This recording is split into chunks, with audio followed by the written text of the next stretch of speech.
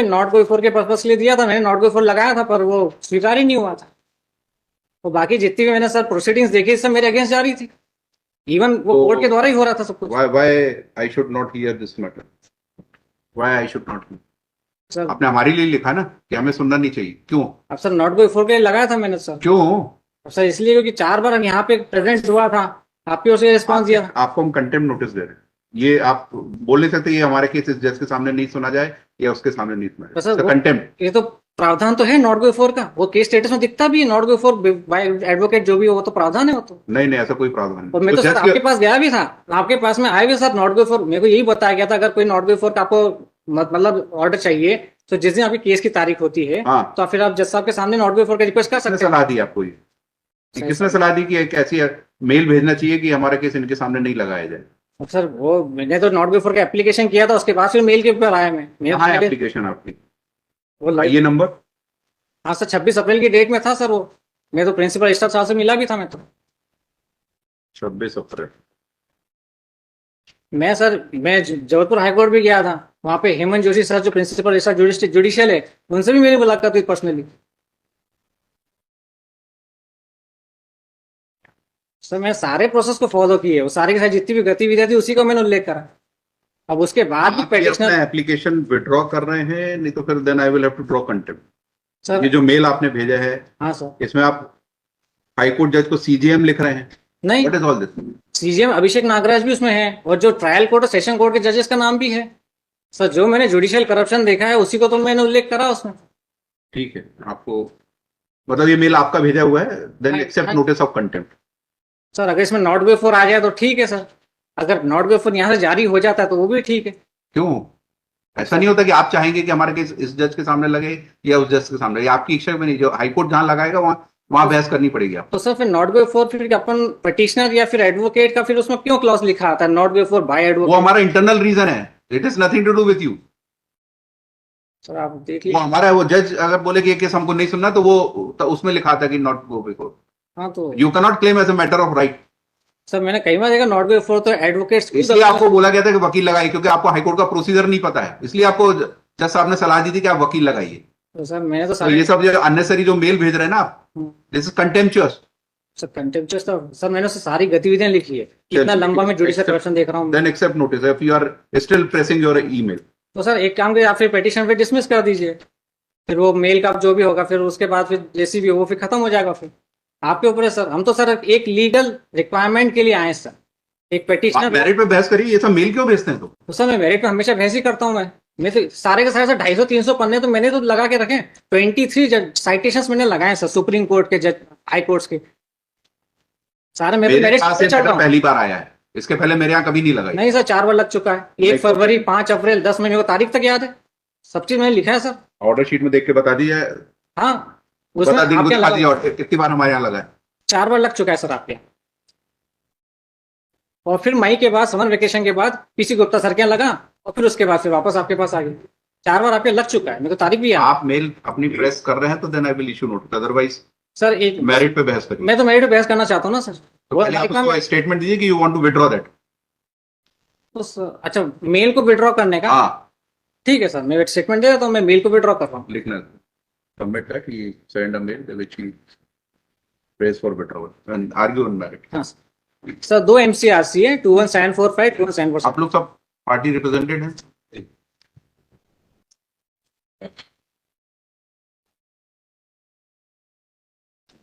Yes sir सबसे पहले MCRC 21745 sir 2 crore का लैंड फ्रॉड है, उसकी FIR दर्ज की गई थी माधवनगर थाने में, मगर केवल धारा लगाई गई ओनली 420, जबकि 5 कूट रचित दस्तावेज के आधार पर क्राइम हुआ था।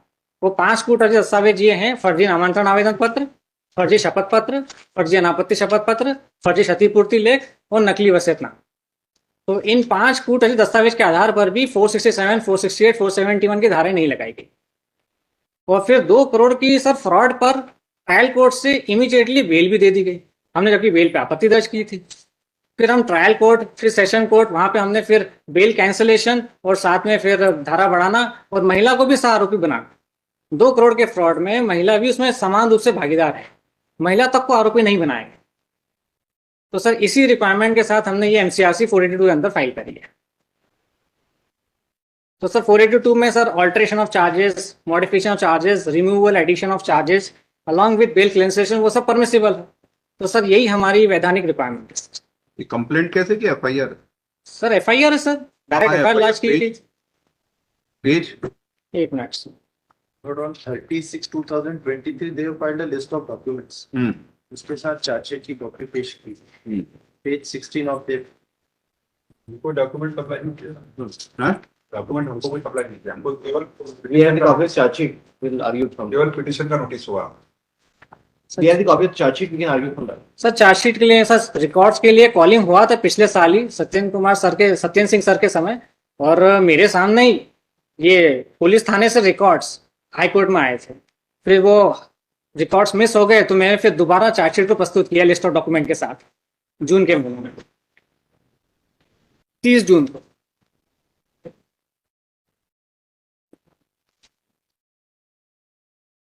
डायरी आई है इसमें? Yes, sir. ठीक। सर 30 ये FIR क्राइम नंबर 526 की है। Yes sir. Yes.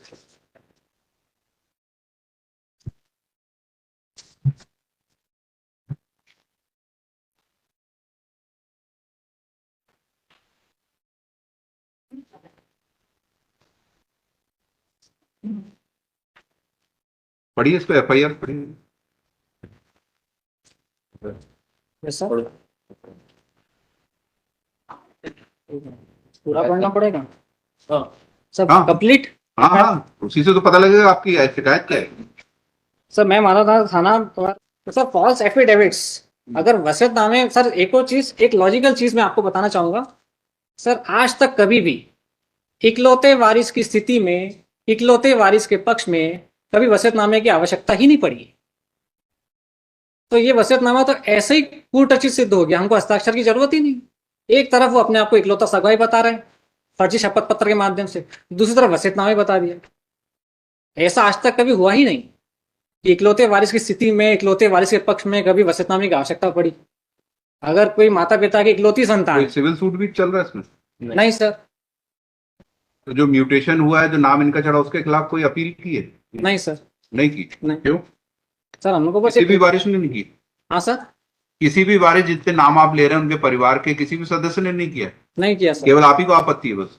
हाँ सर, उनको जानकारी भी नहीं थी, और जब मेरी हो गई होगी जानकारी, इतना सब आपने हाँ तो वो पेपर सब में उनके साथ छपाया। मिले हुए ना सर, अब सब इकट्ठे हो मिले गए। हुए? अच्छा, हाँ सब, तभी तो मैंने अकेले ने एफआईआर कराई है सर। अच्छा। और बाकी पर ये एक बाकी लोग कौन है? सुभाष, शैलेंद्र, योगेंद्र? सर ये भी इनके भाई है, सगे भाई है। और इनको सर क्या मिला इसमें? इनको सर अब मैं आपको बताऊं, ये इन्होंने ही मिल करके मेरे पे जानलेवा हमला किया ताकि इसके ऊपर एफआईआर ना हो। ये सब मिले हुए इनके साथ ही, तभी तो जानलेवा हमला भी हो चुका है मेरे पर, इसी एफआईआर को रोकने के लिए, आजीवन कारावास के एफआईआर को रोकने के लिए जानलेवा हमला करने के कारण सर ये 307 क्लॉज 2 वाला मामला बन गया, डेथ पनिशमेंट वाला 307। तो सर ये वाला मैटर है सर, सब लोग मिल गए ना, तभी तो मेरे पे जानलेवा हमला भी हो चुका है। इसलिए सर दोनों हमने एनसीआरसी को कनेक्ट कर दिया, क्योंकि आवेदक भी एक है, अपराधी भी एक है, और थाना भी एक है। ठीक।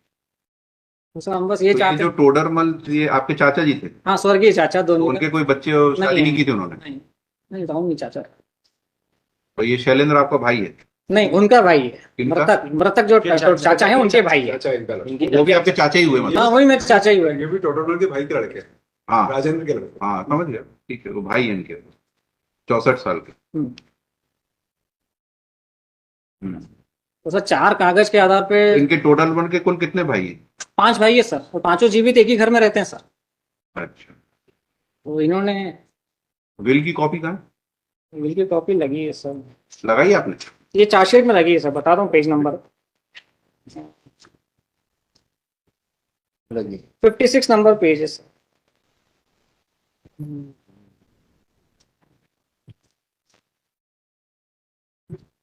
सर वसीयतनामा नकली होने के नाते मैंने कुल मिला के 19 कारणों वाला भी एक दस्तावेज संलग्न किया है सर। ये रजिस्टर्ड है, नोटराइज? नोटराइज है सर। Right, sir. और sir The witnesses and the notary, they have been examined. है? Both the witnesses. ट्रायल क्या क्या स्टेज है? ट्रायल क्या क्या स्टेज है? Sir, अभी तो चार्ज भी नहीं लगे।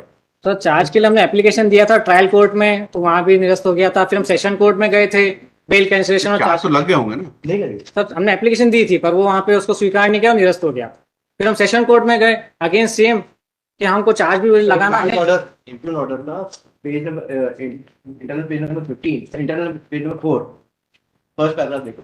हाँ, ये तो अभी इसमें लिखा आरोप तर्क हेतु, तो अभी आरोप लगेगा। सर पर वहां पे हमने एप्लीकेशन दे दी थी, उसको भी हमने लगा के रखा है ना सर। इसलिए कोर्ट आपको कह रहा था कि आप वकील लगाइए, आपको प्रोसीजर ही नहीं समझ में आता है कि क्या होता है सर, कोर्ट। आपने एलएलबी की है, सर 4822 में इनहेरेंट पावर्स और securing the end of justice में किसी जो प्रकार की मजिस्ट्रेट का काम है वो हाई कोर्ट करे यहाँ चार्ज लगाने का। सर 482 में तो प्रावधान है सर, इनहेरेंट पावर्स ऑफ और securing the end of justice. और सर मेरे पास सुप्रीम कोर्ट के जजमेंट्स हैं जिसमें 482 में alteration of charges as well as cancellation of. पहले चार्ज लगाने तो दीजिए, आप ये सब बहस पहले वहां करिए। सर यहाँ पे सर ऑलरेडी है मेरे पास ये। वेस्टेड इनफ टाइम ऑफ नहीं सर, सर ऑलरेडी मेरा टाइम वेस्ट हो गया सर 2 साल। सर मेरा टाइम वेस्ट हो गया sir. Who is responsible? Sir supreme court का जजमेंट ये है। Called you? ना सर, सुप्रीम कोर्ट का जजमेंट ये है कि ब्रीफ फैक्ट्स, फैक्चुअल मैट्रिक्स और मेरिट्स के को कंसीडर किए बिना ऑर्डर अपन ना जारी करें तो ठीक है सर। ये है मेरे पास, मैं आपको देना चाहता हूँ। दे दीजिए लाइक पेज नंबर 2 तो पैरा नंबर 10। तो सर सुप्रीम कोर्ट का जजमेंट ही है, तो फैक्चुअल मैट्रिक्स, ब्रीफ फैक्ट्स और मेरिट्स को तो कंसीडर करना पड़ेगा सर, जो भी केस जिस भी कोर्ट में प्रेजेंट होता है। ठीक है, और कुछ कहना? सर ये और साथ में कैंसिलेशन ऑफ बेल और महिला को भी आरोपी बनाना। और सर अगर हम वापस वहां जाएंगे तो फिर वो मेरे को ट्रायल कोर्ट के जज ने ये बोला था, चूंकि आपका मामला सेशन कोर्ट तक से निरस्त हो चुका है तो आप हमारे पास नहीं आ सकते, आपको हाई कोर्ट जाना पड़ेगा। अब वहां पे हमें जा ही नहीं सकता, वो हमेशा के लिए डोर्स क्लोज हो चुके हैं वहां पे फॉर एवर। इसलिए फिर हम हाई कोर्ट 482 में।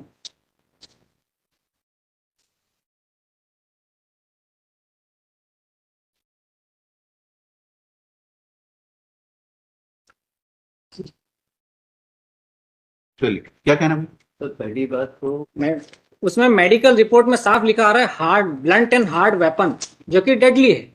और सेशन कोर्ट ने ब्लंट एंड हार्ड वेपन को पूरा मेडिकल एविडेंस को पूरा दरकिनार कर दिया और अपने मन से हॉलो पाइप, मतलब जैसा लगता है जैसे मेरे को प्लास्टिक के पाइप से मारा गया, जबकि फ्रैक्चर आ चुका था मेरे को। अब प्लास्टिक के मटेरियल से कोई फ्रैक्चर थोड़ी आता है। तो सर वहां पे पूरा मैरिट्स को, मेडिकल एविडेंस तक को पूरा टोटली इग्नोर किया गया। और medical evidence, blunt and hard weapon का जो उसमें उल्लेख है, उसी के आधार पर ये अभियोजन ने 2 बार ट्रायल कोर्ट, सेशन कोर्ट में धारा बढ़ाने का आवेदन दिया। टोटली है sir on the merits only. Sir पे लोहे के डंडे से वार किया गया, मैं अपना हाथ बीच में लिया, हाथ फ्रैक्चर हो गया। अगर हाथ नहीं लाता तो सर फ्रैक्चर हो जाता, तो मैं वहीं ऑन द स्पॉट में खत्म हो जाता। तो सर हमने एसपी ऑफिस में भी दिया 3 साल की धारा बढ़ाने के लिए, वहां से भी कुछ कार्रवाई नहीं हुई। और सर इसके सपोर्ट में मैंने 23 judgments, landmark judgment supreme court के, वो सब मैंने अटैच किए। और सर मेरे ही जैसे मामले में सन 2019 में जब जस्टिस वीरेंद्र सिंह सर थे, उन्होंने 3 साल की धारा बढ़ा दी थी। सेम मामला मेरा भी है। तो सर मैं भी चाहता हूं कि जब इंदौर हाईकोर्ट में वीरेंद्र सिंह सर के द्वारा सेम मेरे मामले 3 साल की धारा बढ़ाई गई थी, तो आज वही 3 साल धारा मेरे मैटर में बढ़ जाए और ये 3 साल क्लॉज 2 का मामला बन गया, डेथ पनिशमेंट। क्योंकि आजीवन कारावास की जो लैंड फ्रॉड की FIR है, उसको रोकने के लिए मेरे पे जानलेवा हमला हुआ। चलिए, यस, क्या कहना जैन साहब? लॉर्डशिप आपकी FIR है आपके पास? हाँ ये है ना सर। पढ़िए जरा उसमें क्या आपके आरोप है। तो कहना है कि भविष्य में वो जान से खत्म कर रही है, उस समय जान से मारने की नियत से नहीं मारा आपने? सर जान से मारने की, तभी तो मेरा हाँ, वाइटल आर्गन पे तो मारा, हेड ऐसा वाइटल लिखा ऑर्गन। नहीं आपने FIR सर में। वो मैंने पुलिस को बोला भी था कि जान से मारने की मंशा, तो उन्होंने नहीं लिखा। और ये आवश्यक नहीं है कि हर बार FIR में पुलिस के द्वारा ये उसका उल्लेख किया जाए। घटना से लॉजिकली प्रूव हो रहा है, सर पे वार किया था और सर सबसे वाइटल ऑर्गन होता है पूरे बॉडी का, और मैंने उसको अपने हाथ से रोक लिया। और अगर मेरे हाथ पे नहीं आता तो मैं सर पे चोट हो जाती और आज आपके सामने मैं खड़ा भी नहीं होता। सर सुप्रीम कोर्ट के लैंडमार्क जजमेंट से single blow murder, single blow में तो मर जाता है इंसान, लाखों लोग तो मर चुके हैं, एक हथौड़ा मारा मर गया। अब ये कौन सा कि अपन गिनती करें 1 2 3 4, अरे अभी तक मारा नहीं है। सर ये तो बिल्कुल इलॉजिकल है। और इलॉजिकली सर, और सबसे बड़ी बात है मेडिकल एविडेंस को कोई भी दरकिनार कैसे कर सकते, जबकि हार्ड एंड ब्लंट वेपन का उल्लेख हुआ। Blunt and hard is a deadly weapon. तो डेडली वेपन से मेरे पे वार हुआ, वही पुलिस के सामने। ठीक है। इतना साहस है सर कि पुलिस के सामने मेरे पे जानलेवा हमला हुआ है। पुलिस कांस्टेबल के बयान? हाँ, कांस्टेबल के बयान में, मतलब सब चार्जशीट। क्या नाम है कांस्टेबल का? राजेंद्र नाम है, कांस्टेबल राजेंद्र, सरनेम याद इसकी नहीं। डायरी दे देना, इसकी भी डायरी दे देना। ठीक है, विल कंसीडर नेक्स्ट। 19